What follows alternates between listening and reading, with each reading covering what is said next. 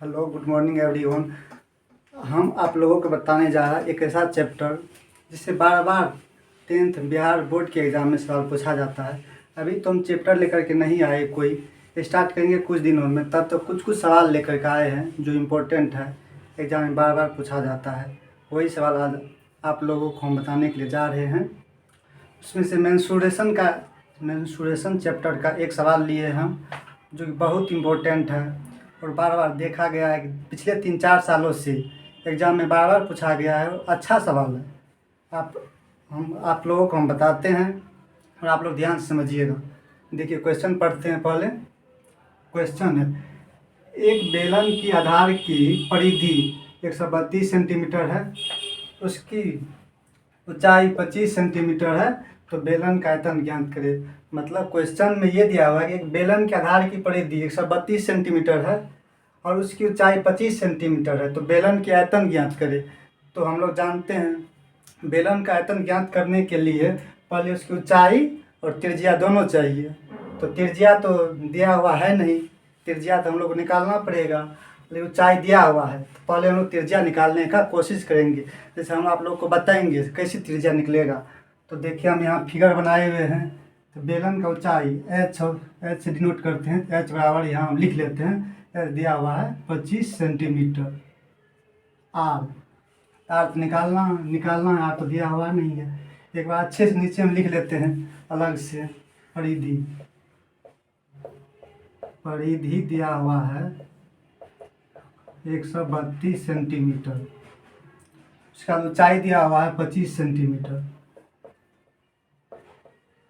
ऊंचाई दिया हुआ है 25 सेंटीमीटर और आर और वॉल्यूम निकालना है। वॉल्यूम निकालने के लिए पहले रेडियस निकालना पड़ेगा, तो रेडियस हम निकालते हैं। इस सवाल का डाटा तो हम आप लोग को बता दिए हैं। डाटा जैसे परिधि 132 सेंटीमीटर दिया हुआ है, ऊंचाई 25 सेंटीमीटर और वॉल्यूम निकालना है। तो वॉल्यूम निकालने के लिए रेडियस तो निकालना पड़ेगा, तो रेडियस हम निकालते हैं। उसके लिए आप लोग सॉल्यूशन देखिए, सॉल्यूशन जिसको हिंदी में हल कहते हैं। यहाँ पे आर बराबर होगा। तो अभी हम लोग इधर जानते हैं कि बेलनाकार है फिगर। बेलन की आधार का आधार जो है वो वृत्ताकार होता है। तो परिधि तो दिया हुआ आधार का परिधि, तो आधार का परिधि बराबर हम सूत्र लगा के रेडियस हम आसानी से निकाल सकते हैं। तो आधार की बेलन की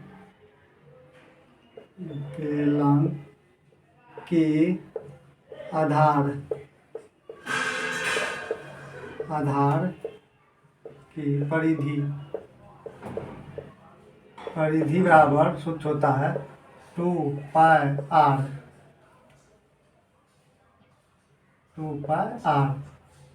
बेलन के आधार की परिधि दिया हुआ है यहाँ पे 132 सेंटीमीटर। तो 132 सेंटीमीटर हम लोग यहाँ पे रख देंगे, 132 सेंटीमीटर। और जैसा कि हम लोग जानते हैं, यहाँ 2 और पाई का वैल्यू 3.14 भी ले सकते हैं, 22/7 भी ले सकते हैं। तो 3.14 लेंगे तो पूरी कटेगा नहीं, इसलिए 22/7 लेते हैं। ऐसे या तो क्वेश्चन में भी दिया रहता है, जो क्वेश्चन में दिया रहेगा वो आप लोग लीजिए। अगर वो नहीं दिया हुआ तो पहले 22/7 लीजिए, जो कि आसानी होता है। ठीक है, आर इधर लिख लेते हैं 132, ये 7 चल जाएगा इधर ऊपर में 7, नीचे में 22, ये 2 नीचे आ जाएगा। अब 2 से काटेंगे इसको, अब 22 से 22 दिया 66, 3 दूना 7, 21 सेंटीमीटर।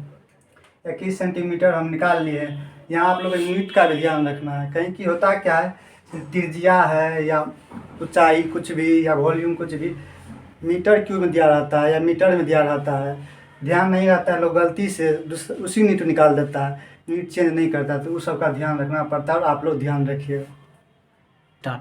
जैसे एक स्टूडेंट हमको पूछा ये 22/7 जो है, 7 ऊपर 22 नीचे कैसे चल, एक ही बार हम कर दिए, तो इसलिए सब जल्दी इसको आसानी से समझ ना आया। तो हम फिर से बताते हैं। देखिए, 132 है, 132 को हम इधर रख देते हैं। सात जो है तो गुना में अधिक, यहाँ भागा में है, इधर चल जाए गुना में, तो वही किए 132 गुना 7। ये जो है 2 और 22 ये दोनों है गुना में, तो इस नीचे चल जाएगा, नीचे चल जाएगा, नीचे हम करके दे दिए भागा में 22 गुना 2, भागा में चल आर जो है इसको इस साइड हम लिख दिए। बात सेम ही है लेकिन वो हम फिर से बता दिए।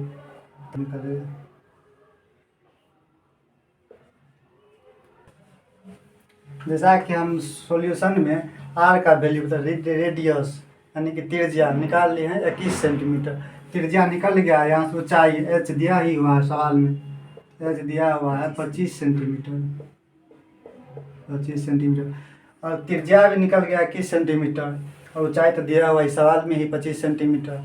तो हम लोग आयतन यानी वॉल्यूम आसानी से निकाल सकते हैं। वॉल्यूम बराबर फार्मूला लगाएंगे यानी कि बेलन का आयतन, बेलन का आयतन, वॉल्यूम का मतलब क्या होता है? वॉल्यूम का मतलब हिंदी होता है आयतन, हिंदी आयतन हुआ। जैसे मान लो एक कमरा है, तो कमरा में जितना भी स्पेस है या जितना भी गैस में रह सकता है उसको वॉल्यूम कहते हैं। वॉल्यूम मतलब होता है उसका लंबाई चौड़ाई ऊंचाई सब चीज़ रहेगा दिया हुआ, ठीक, 3 डायमेंशन होता है। तो बेलन का आयतन बराबर होता है पाई आर स्क्वायर एच। तो पाई का वैल्यू तो हम पहले भी लिए हैं, निकाल दे इसमें 22/7, तो 22/7, और रेडियस तो हम निकाले हैं अभी 21 सेंटीमीटर, इसका स्क्वायर हो जाएगा। एच तो दिया हुआ है 25 सेंटीमीटर। स्क्वायर कैसे हो गया? यहाँ पे 2 बार है ना, आर का स्क्वायर 2 बार है, तो 25 सेंटीमीटर 21 सेंटीमीटर गुना 21 सेंटीमीटर 2 बार हो जाएगा। 22/7 गुना, इसको 2 बार लिख लेते हैं, 21 गुना 21 गुना 25 सेंटीमीटर क्यूब। 2 सेंटीमीटर यहाँ हो गया, 1 सेंटीमीटर यहाँ हो गया, तो सेंटीमीटर क्यूब हो जाएगा। ऐसे आयतन तो सेंटीमीटर क्यूब में आता ही है, तो इससे आप भी नीट से भी चेक कर सकते हैं। 7 या 21, तब आप गुना कर लीजिए, काट दिए पहले, 7 या 21 कट गया, और 22 या 66 यहाँ हम लोग गुना कर लेंगे। उसके बाद 21 गुना 25 सेंटीमीटर क्यूब। स्टार्ट। देखिए जैसा है कि गुना जो है थोड़ा लेंदी है, बड़ा है, इसे थोड़ा हम अलग से कर लिए इसको, तो आप लोग को हम शॉर्ट में कैसे गुना किया जाता है तो वो भी आप लोग को हम सिखाएंगे। तब तक हम अलग में कर लिए हैं, तो वो हम लिख देते हैं कितना आया है, आप लोग गुना करके चेक कर लीजिएगा। 34,650 सेंटीमीटर क्यूब आंसर आ गया है। तो अगर आप लोग को कोई प्रॉब्लम हो, समस्या हो इस सवाल में, तो आप लोग कमेंट करके हमें बता सकते हैं या पूछ सकते हैं, तो हम लोग अगले वीडियो में आप लोग की समस्या को दूर करने का प्रयास करेंगे। आप लोग को जितना हो सके सपोर्ट करें, लाइक करें, कमेंट करें।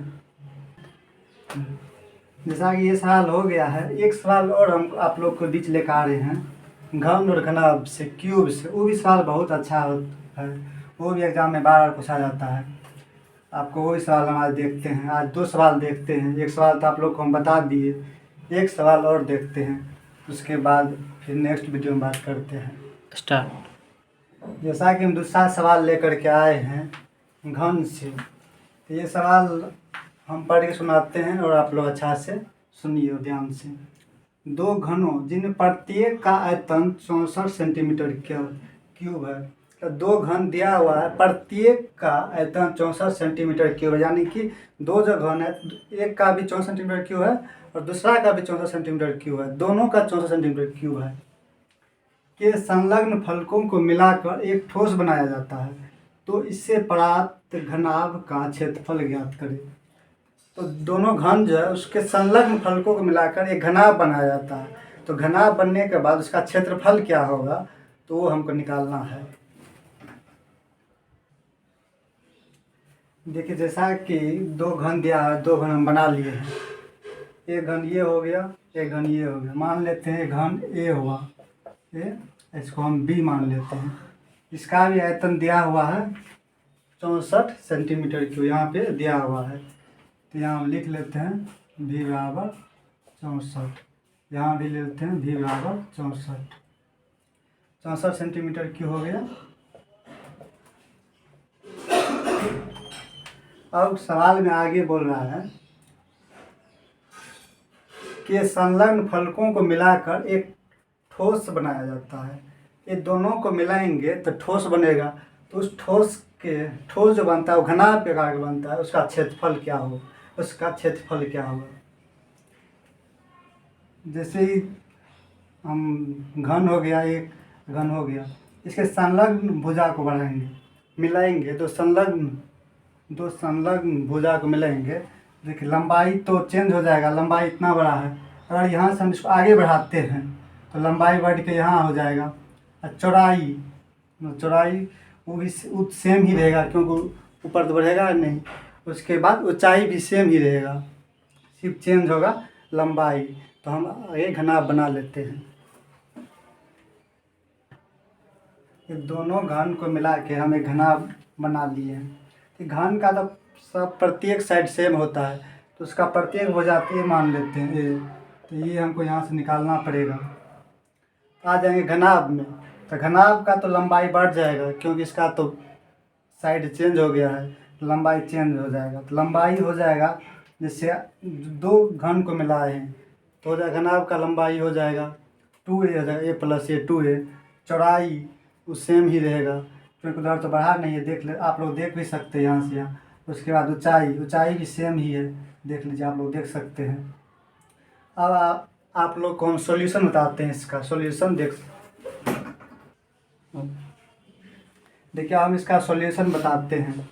इसका सॉल्यूशन हो जाएगा, घनाभ का आयतन दिया हुआ है, आयतन घनाभ नहीं सॉरी घन का आयतन दिया हुआ है।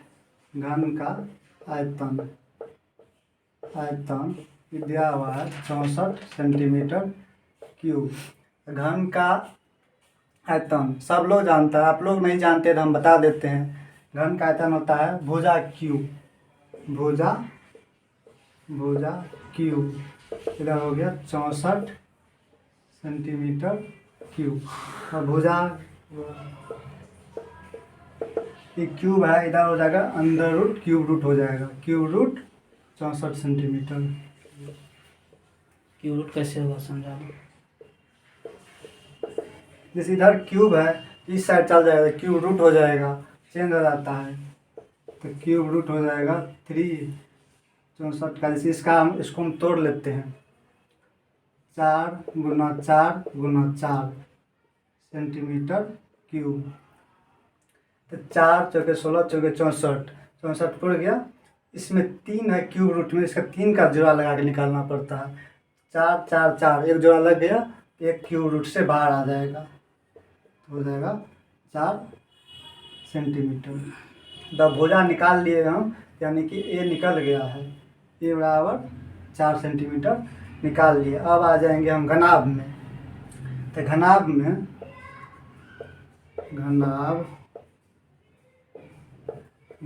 की लंबाई, यानी कि लंबाई को L से डिनोट करेंगे।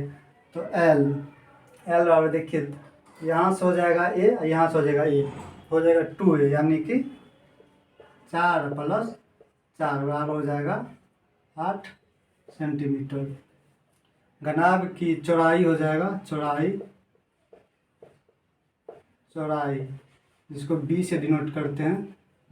चौड़ाई तो चेंज हुआ नहीं है, देखिए सेम है। तो चौड़ाई हो जाएगा 4 सेंटीमीटर। और ऊंचाई को H से डिनोट करते हैं, ये भी हो जाएगा 4 सेंटीमीटर। अब घनाभ की लंबाई भी निकाल लिए 8 सेंटीमीटर, चौड़ाई भी निकल गया 4 सेंटीमीटर, ऊंचाई भी निकल गया 4 सेंटीमीटर। तब हम आसानी से इसका पृष्ठीय क्षेत्रफल निकाल सकते हैं। आप लोग को हम निकाल के दिखाते हैं। जैसा कि लंबाई हम निकाल लिए घनाभ का, L बराबर 8 सेंटीमीटर। हम फिर से इसको लिख लेते हैं। चौड़ाई B 4 सेंटीमीटर निकला है, ऊंचाई H, ये भी 4 सेंटीमीटर निकला है, इसको भी हम लिख लेते हैं। अब हम घनाभ का पृष्ठीय क्षेत्रफल बराबर सूत्र लगाएंगे, फार्मूला। तो घनाभ का पृष्ठीय क्षेत्रफल बराबर होता है घनाभ का पृष्ठीय क्षेत्रफल बराबर होता है 2 into LB plus BH plus LH। घनाभ का पृष्ठीय क्षेत्रफल सूत्र 2 इंटू लंबाई गुना चौड़ाई, उसके बाद प्लस चौड़ाई गुना ऊंचाई, फिर होता है प्लस लंबाई गुना ऊंचाई होता है। ये आप लोग याद कर लीजिए, या हम फिर नया चैप्टर स्टार्ट करेंगे शुरू से, या इस चैप्टर पर आएंगे ना तो पूरा सूत्र इस चैप्टर का अच्छा लिखा दें। तब तक के लिए आप लोग ये सिर्फ याद कर लीजिए। अब देखते हैं घनाभ का पृष्ठीय क्षेत्रफल बराबर होता है 2 इंटू लंबाई यहाँ से ले लेंगे 8, चौड़ाई यहाँ से हो जाएगा 4, उसके बाद फिर हो जाएगा B 4, उसके बाद फिर H हो जाएगा 4, उसके बाद फिर L हो जाएगा 8, H हो जाएगा 4।